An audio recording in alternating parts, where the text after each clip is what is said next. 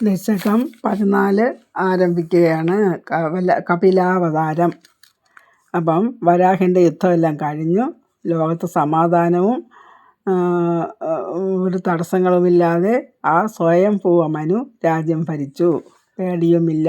അദ്ദേഹം ദിവസവും ഭഗവാന്റെ കഥകൾ കേട്ടും പറഞ്ഞും സുഖമായി ജീവിച്ചു എന്നാണ്. ഇനി ശ്ലോകം ചെല്ലാം.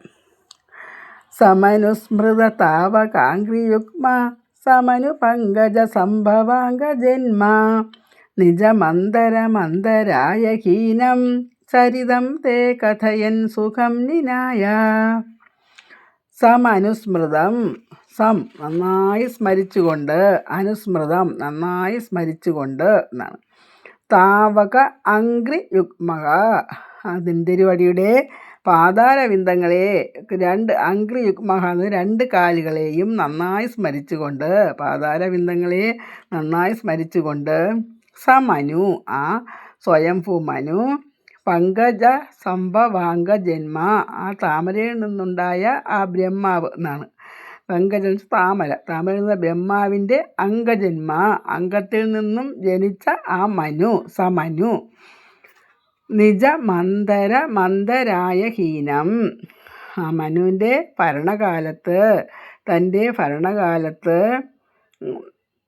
അന്തരായ ഹീനം തടസ്സമൊന്നുമില്ലാതെ, ചരിതം തേ കഥയൻ സുഖം നിനായ അങ്ങയുടെ ആ നെന്തിരുവടിയുടെ കഥകൾ പറഞ്ഞും കൊണ്ടും സുഖമായി, കഥകൾ പറഞ്ഞും കൊണ്ട് സുഖമായി കഴിച്ചുകൂടി എന്നാണ് ഈ ശ്ലോകത്തിൽ. എന്നുവെച്ചാൽ ആ സ്വയംഭൂ മനു ഭഗവാന്റെ കാലടികളെ നന്നായി സ്മരിച്ചുകൊണ്ട് തൻ്റെ ഭരണകാലത്ത് ഒരു തടസ്സങ്ങളുമില്ലാതെ ഭഗവാന്റെ കഥകൾ കേട്ടും പറഞ്ഞും കൊണ്ട് ആ ഭരണകാലം അത്രയും സുഖമായി കഴിച്ചുകൂട്ടി എന്നാണ് മേൽപ്പത്തൂർ പറയുകയാണ് ഈ ശ്ലോകത്തിൽ.